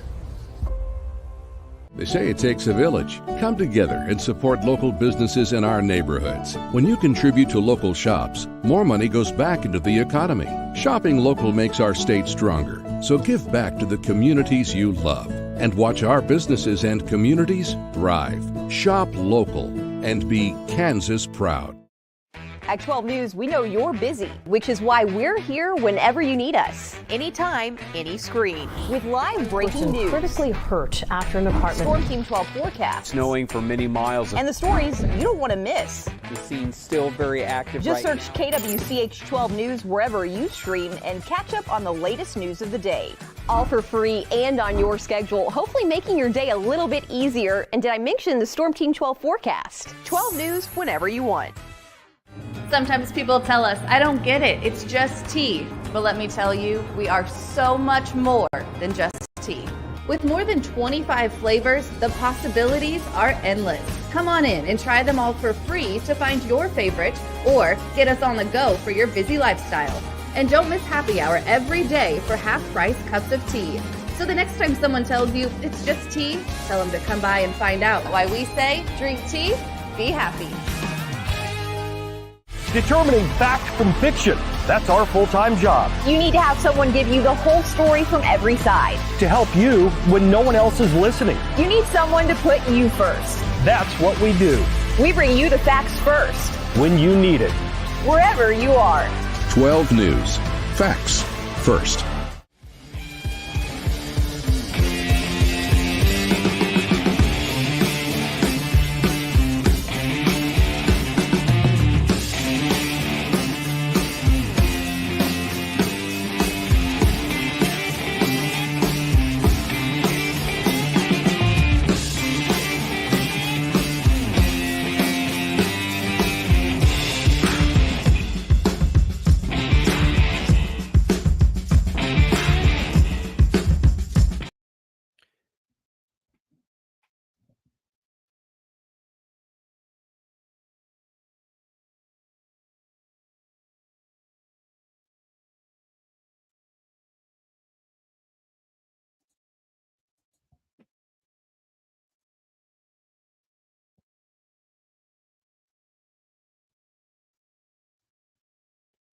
All right, welcome back in, everybody. It is Sports Daily. Jacob Albrecht here with you on this Tuesday edition of the program. Our thanks to Mike Gillespie of Kings of Kaufman, a Royals insider, Dan Israel, executive producer of the Chiefs Radio Network, for joining the program.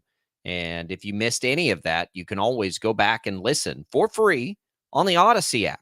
It's easy. You go, you check it out, you listen to us. By the way, it's a great way to listen to the program if you got to hop out of the car or go do any of that sort of thing. We've got you covered.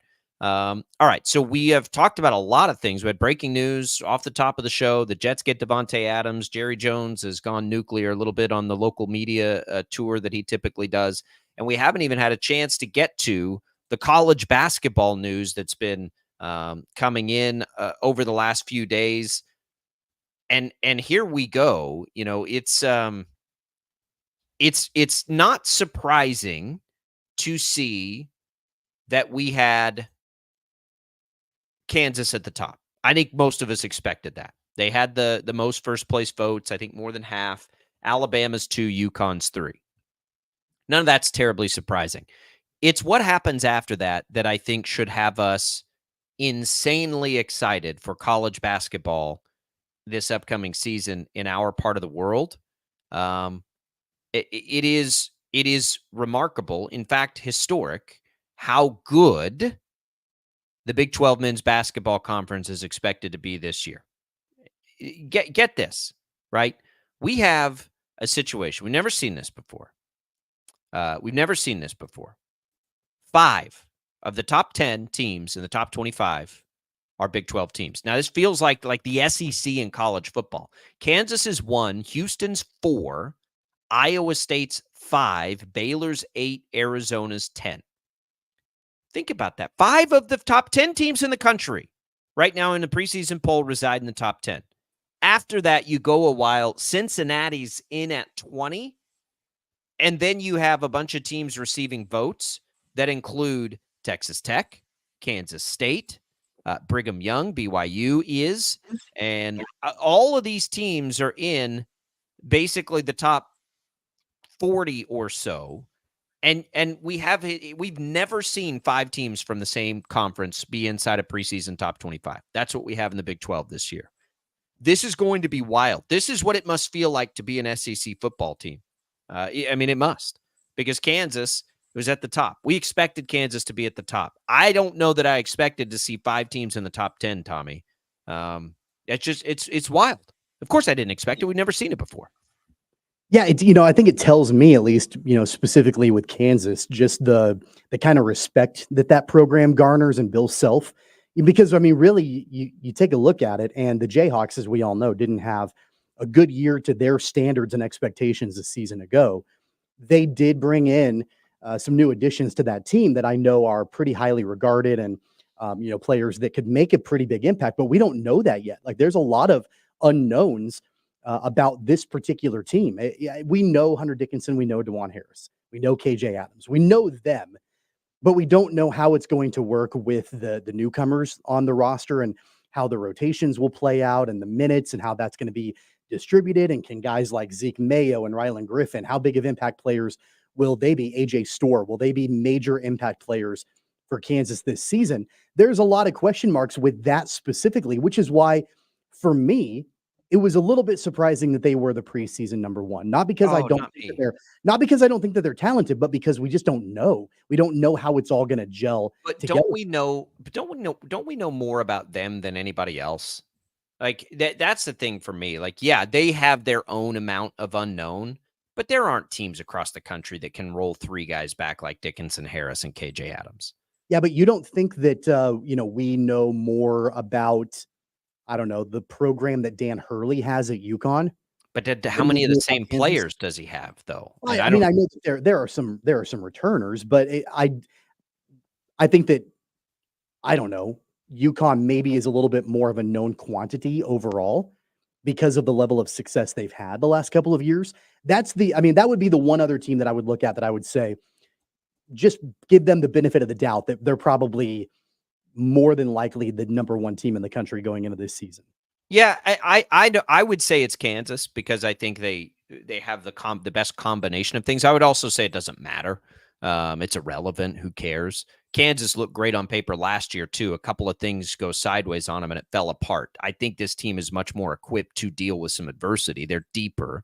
They'll have more options than they had a year ago. They're not going to be in a situation where they've got to force Nick Timberlake into a starting lineup when he's clearly not able to do that, right? Like that, those kinds of things I don't think are happening to this Kansas team like they did a year ago.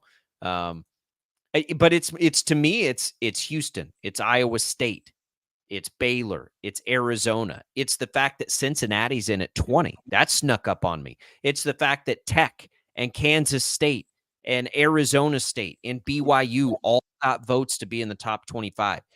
This thing is going to be insanely good. I would really have to look. I'm not sure if any teams in the Big 12 are expected to be bad this year. Maybe Oklahoma State. But I'm not even sure about that. Like, it's going to be wild. It's going to be so much fun. And then there's the flip side of what we saw in that AP top 25, and that there are 0 teams out of the AAC in the preseason top 25, which is concerning. Friday, after we left the air, Wichita State was picked 4th in the AAC, which honestly I thought was a piece of good news. I don't know that I expected them to be picked that high, but I like that. I think that's good news for the Shockers. But the problem is, Tommy, if you don't have anybody in the top 25 going into the year, the optics of that are really bad. And it does, I think, put the pressure on the AAC to have really good non-conference seasons, because inside the conference, at least based on what we're seeing in preseason predictions, there isn't much expected out of the league this year, and it's going to be hard to pad those resumes inside the conference. So, I think Paul Mills said it yesterday, has projected 6 quad 1 and quad 2 games outside of the conference that they'll play. Those become really critical games right away. I mean, right away. You've got to take advantage where you can and when you can. And if you're not given, have to win the league, you have to win the league. And if you're not given a ton of opportunities, which obviously based on the scheduling and based on all of that, you just aren't. And knowing that the conference itself is weak. And look, I mean, I think we can be real here. I think it's okay to be honest. The American is kind of a shell of its former self. Sure. From a basketball perspective, from a level of competition perspective. So it is what it is. You're not changing that anytime soon. And even if you wanted to, I'm not sure that you really could. So you've got to make the most of your opportunities outside of the conference when you can. And then I think obviously winning the league is going to be paramount too. If you can have both of those things happen, then you've given yourself multiple outs. You've given yourself multiple chances to potentially make the NCAA tournament. If all of a sudden your non-conference quad 1 and quad 2 games, as few and far between as they are, if they don't go your way, man, then your backs are up against the wall. The pressure is on. You have to win the league at that point. And so that makes it that much more difficult. And it might be a 1-team league. I mean, that might be what it is. You hope not. Probably will be. I mean, I think that it's hard to probably will be. It's hard to say. We know that UAB has a good program working out there. There are things I think that you can hope for, but you look at key games, and obviously Kansas State will be one of them.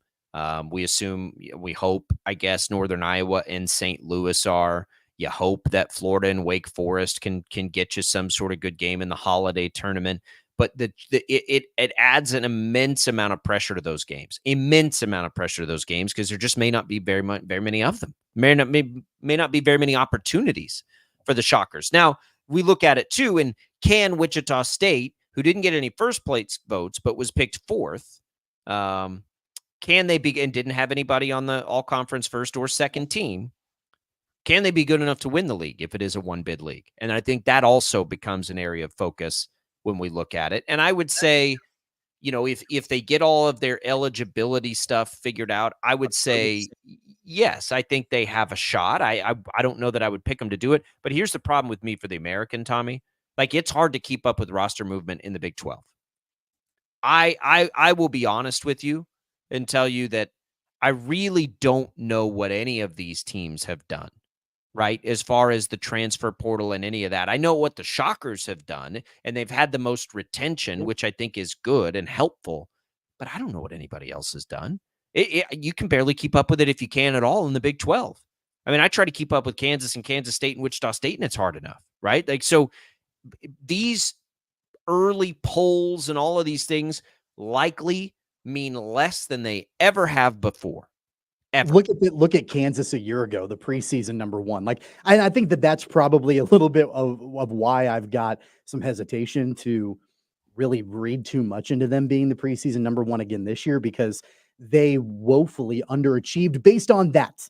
Based on that one preseason poll, they woefully underachieved during the course of the season. And I think that had you, and I'll admit, I didn't do probably the amount of due diligence that I should have leading into the season, because let's be fair, like there wasn't the depth on that team that they needed, and that was in place from the beginning. That was in place from the beginning. There were performers that I think the expectations were higher, and they probably should have been where they were, and they didn't perform. Like Nick Timberlake comes to mind for sure. But then from there, Kevin McCullough gets injured, and you don't really know what's going to happen with him long term. And he's there, and then he's not, and then he's back, and then he sets out a couple of games. Like, it was back and forth. But despite all of that, the Jayhawks never had depth a year ago. No. And they were still picked to be the preseason number one. And they would have. I mean, the Arterio Morris thing is what bit them in the butt harder than anything. And that's self-inflicted. It's not an excuse. That's self-inflicted. Don't bring a guy in with that kind of history and not take that risk. That's why I actually, like, it was very clear what they needed to do this offseason, and I think they did it. I think their depth is their strength. Depth is going to be a lot better. And I think Bill Self is going to rotate 8 to 9 guys, and they're going to use athleticism to strangle people and wear people down. I love, and when we look at the top 10, by the way, when I say we don't know a whole lot, and we don't, and I'm not going to apologize for that. Like, if your full-time job is not to be a college basketball insider, I don't know how you could possibly even do it. I don't. Like, we have got to see teams play. Like, gone are the days where we know much. I think the reason people default to Kansas is because they know those 3 guys, right? They know those 3 players at least. They know Dickinson, and they know KJ Adams, and they know DeJuan Harris. So they're like, well, they got those 3 back. Those are, guys that have been in the mix to be All-Americans. We'll start there, right? And they've also had a good class of, impending transfer portal guys. I think that's where that starts, and then we'll have to let it all sort out. I don't care that they're preseason number one. I care that less important than a preseason top 25 in college basketball. I would even suggest that a preseason football poll is more meaningful than the top 25. Probably so. I'll bet you we're pretty close to it with that top 10. I'll bet you that top 10 isn't that much different by the end of the year. But after that, it's kind of a crapshoot. Like, just think about the possible range of outcomes for Kansas State when we think about their season. Kansas State sneaky had this incredible. This is this is the most talented team Jerome Tang's walked in the door with, I think. Think about their range of outcomes. That's a team that could be in that top 10. That's a team that could, be outside the top 40. And I think the Big 12 has a lot of those teams in it. And I don't think that's Kansas, and I don't think that's Houston, and probably not Iowa State, Baylor, or Arizona. It could basically be anybody else could fit that same description. And that's what's going to make the league so fun. We see inside the top 40, Tommy, 10 teams. If there are 10 teams inside the top 40 by the end of the year in this new Super League, does the Big 12 send 10 teams to the tournament? I feel like we have this conversation every single year because there's always usually we're like, oh, they got to get 7 and maybe they should get 8 and then they get 6 or whatever. But you got to grow that number now with the growth of the league, don't you? Sure. Yeah. I mean, I think that if there's going to be any year where that's more likely than not, it's going to be this year, just with the sheer depth in the league. And you're swapping out Texas and OU, which Texas has been, at least in the last couple of years, although it's been a roller coaster from a coaching perspective, they've had a tremendous amount of talent. Oklahoma's been more fringe over the last couple of seasons. You're replacing those 2 schools with, teams that, like, Arizona is absolutely a tournament team. They got BYU. It's going to be interesting with BYU because they don't have Mark Pope anymore. And how do they come back from that? But they were a really good team a season ago as well. So I think that if there's any conference in America that can get double digits. I mean, of course, the ACC is going to be a team that you always look at, but the Big 12 for sure, I think has that. The size of it, right? You grew to 16 teams, so Absolutely. it's just the size of it but it also, like, they're going to beat up on each other for a long time. So, they kind of need to dominate this non-con too. Tons of college basketball stuff. I mean, we're right there. Tommy, the Shockers play in 12 days. Yeah. Their exhibition. They play their exhibition in 12 days. Isn't late night like this Friday? Isn't that this Friday? It's either this Friday or next Friday. I think it's this Friday. Like, come on now. Like, we're there. It's college I blame the Royals for the distraction. It's a good distraction to have, but like we're on it. We are right there. Cannot wait. Can't wait. All right, let's come back. We'll recap a little bit. If you missed it in the first hour, Jerry Jones is throwing a temper tantrum today with the local media. Devontae Adams is traded to the Jets. It was a wild breaking news right off the top of the show. We'll touch on each of those when we come back in case you missed that. It's Sports Daily. It's Albrecht and Caster. Don't go away.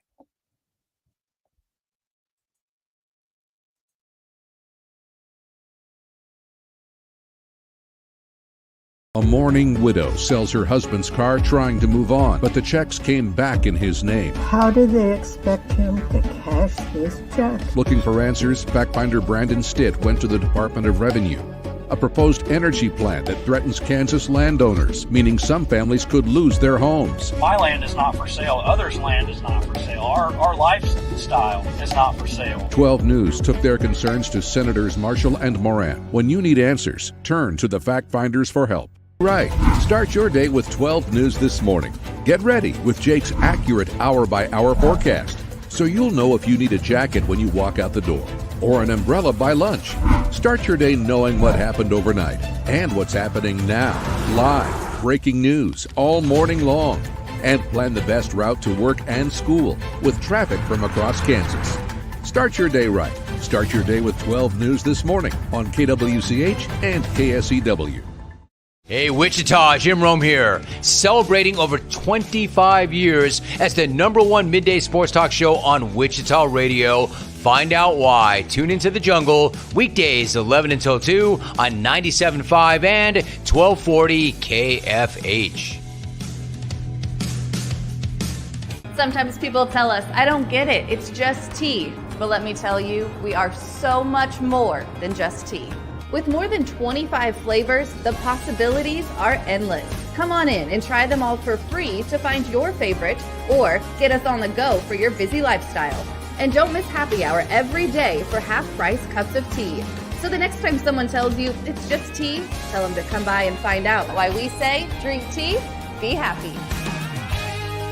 Clouds are not just the canvas of our imagination. They tell a story. Clouds affect the events of your day.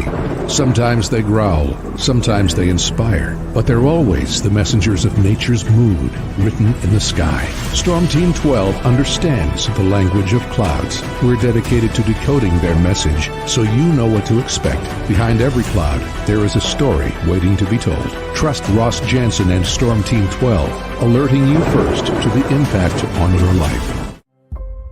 When you need help, remember, you're not alone. We are here. We are neighbors. We are together. We are Kansas.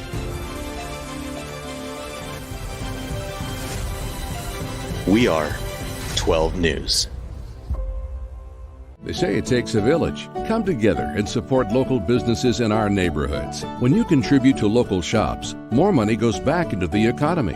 Shopping local makes our state stronger. So give back to the communities you love and watch our businesses and communities thrive. Shop local and be Kansas proud. At 12 News, we know you're busy, which is why we're here whenever you need us. Anytime, any screen. With live breaking news. Critically hurt after an apartment. Storm Team 12 forecast. Snowing for many miles. And the stories you don't want to miss. The scene's still very active. Just search KWCH 12 News wherever you stream and catch up on the latest news of the day. all for free and on your schedule, hopefully making your day a little bit easier. And did I mention the Storm Team 12 forecast? 12 News whenever you want. Sometimes people tell us, I don't get it, it's just tea. But let me tell you, we are so much more than just tea. With more than 25 flavors, the possibilities are endless. Come on in and try them all for free to find your favorite or get us on the go for your busy lifestyle. And don't miss happy hour every day for half-price cups of tea. So the next time someone tells you it's just tea, tell them to come by and find out why we say drink tea, be happy. Determining fact from fiction. That's our full-time job. You need to have someone give you the whole story from every side. To help you when no one else is listening. You need someone to put you first. That's what we do. We bring you the facts first. When you need it. Wherever you are. 12 News. Facts first.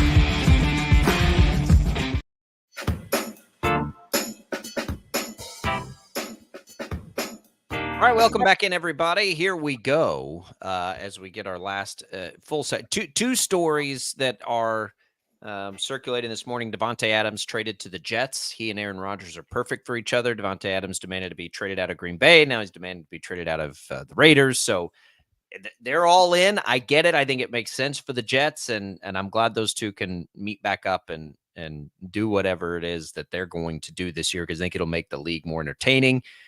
You could argue Jerry Jones makes the league more entertaining. I suppose he does with antics like this morning. He gets on to some local radio hosts for questioning his lack of offseason moves. We touched on this briefly, Tommy. I looked this up because I said I would. So the Cowboys in since 1995, when they won that last Super Bowl, it hasn't been a lack of playoff appearances. It has not been. It's the fact that they have not won more than one game in a playoff in any of those years. And more often than that, they've won 0 of their playoff games in those years. That's why Cowboys fans are frustrated, but they're getting to the play. Like I get why Jerry Jones makes all this money, because the team's always relevant and he does a good job away from football of keeping them relevant. But in relevancy, I don't know that Cowboy fans have ever been more fed up than they are right now. I told Max this during the break that there's a part of me, I do feel sorry for Jerry Jones a little bit, because he knows that, he's working against Father Time, and he so desperately wants and needs another championship, before he kicks the bucket, right? Like, it just kind of is what it is, unfortunately, but he is just incapable of getting out of the way. It's unfortunate, because there could be such a phenomenal brain trust with the resources that Jerry Jones has, a phenomenal brain trust to make the Cowboys a dynasty, like the likes of which we probably have never seen before, maybe outside of the Patriots and the Chiefs. The one that he inherited, basically. Well, I would still contend those are some of the best teams we've ever seen. He didn't have anything to do with them, right? Those weren't his teams. Right. He was just getting started. But I would also tell you that, and I have a lot of 49er friends, and it's my easy go-to whenever they want to pile on and make fun of me for the Cowboys. And this is what I mean, is like, it feels worse than it probably has been. Cowboys have won a Super Bowl more recently than San Francisco 49ers have. Yeah. I mean, so like they have, but their own standard is so high, and that's Jerry Jones's doing. Yeah, the Niners aren't America's team, right? I know, and again, that's America's team. Yep, that's Jerry Jones's doing. That's that's the standard he sets for himself. But by any other metric, if you took him out of the equation and the results were the exact same, we wouldn't have the same conversation. So it gives and it takes away, right? It gives in that they are the most valuable sports franchise on the planet. He deserves the credit for that. but it takes away in that it sets an expectation that if you can't reach it, things like this happen. And they can't reach it. And he had a bad offseason. He made mistakes. And if he gets called out for it, he deserves it because it was a bad offseason. It's a terrible offseason. And don't you think that like there's a trend, and it's been going on forever, where with that franchise, it is overpromising and underdelivering year in and year out. And it's not even, I don't even want to say like overpromising, like blatantly, like vocally saying we're going to win championships, but in the way that the team is always positioned. And a lot of it's marketing. A lot of it is, look how valuable the franchise is and how popular the franchise is, but then it's constantly falling short year in and year out. It's overpromising and underdelivering, and it's that way every single season. Yeah, and it is self-inflicted, and it's annoying. And it's annoying when you can see it coming from a mile away. And by the way, when I say I feel sorry for Jerry Jones, like that's a small piece. Like the rest of it, get it. Rest of it, I kind of, makes me laugh a little bit. Because, it makes me laugh because I'm less invested emotionally in it now than I used to be. But I feel sorry for the fact that the best business side owner, like the best owner in the history of the business of the league, and who has done great things for the league as a whole, can't get it done, and you can see it going up in flames in front of him. No, I get that. I agree with guy. As much as he wants to think he is, he's not. And that's been his biggest downfall. Always. He ran off Jimmy Johnson. Yeah. Are you kidding me? Like, you can't do that. Anywho, that story's out there. If you missed the audio, you can go back to our first hour and listen to it. We'll come back. We'll tell you what's on the network today when we return on Sports Daily.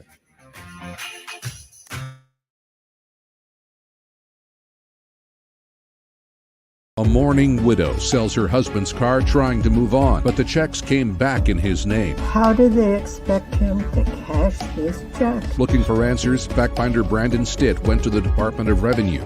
A proposed energy plan that threatens Kansas landowners, meaning some families could lose their homes. My land is not for sale. Others' land is not for sale. Our lifestyle is not for sale. 12 News took their concerns to Senators Marshall and Moran. When you need answers, turn to the fact finders for help.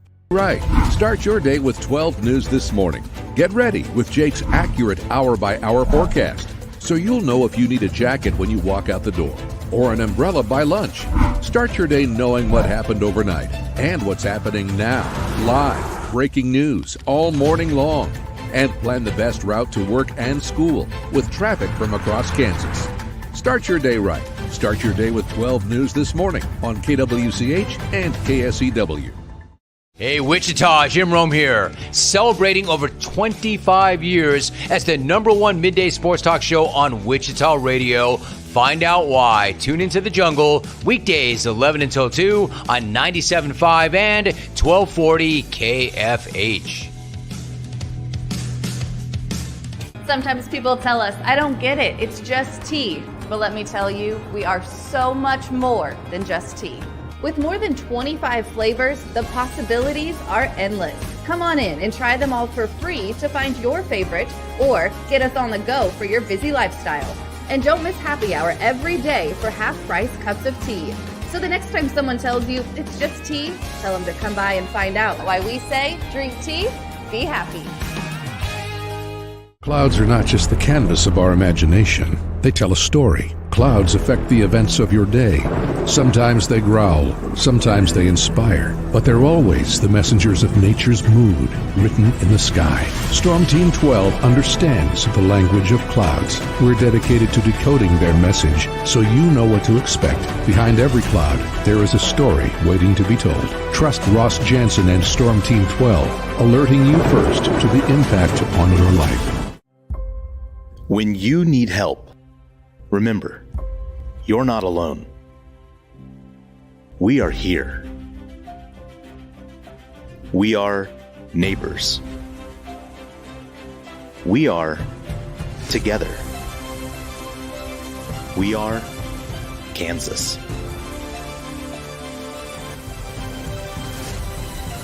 We are 12 News.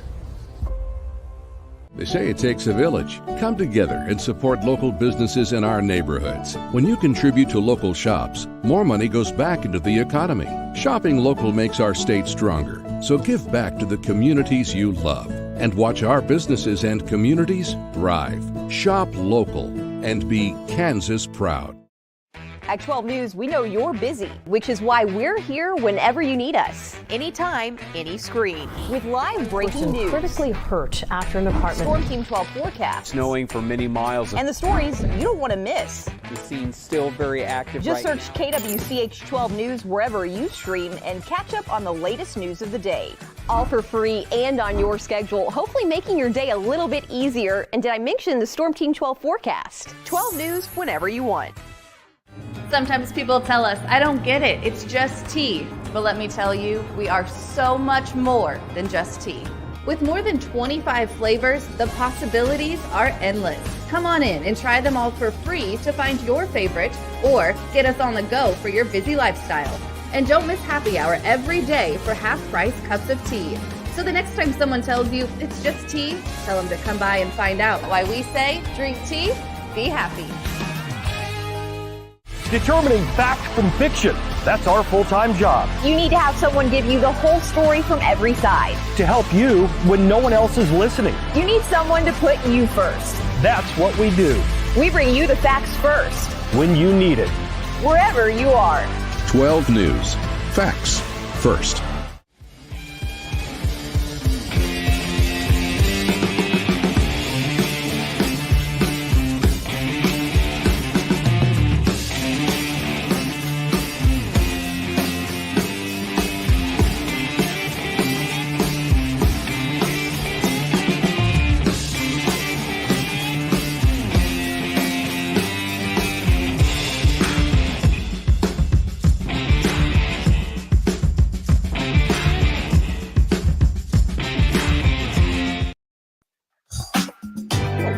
Day on the show today here on Sports Daily. All kinds of fun stuff happening.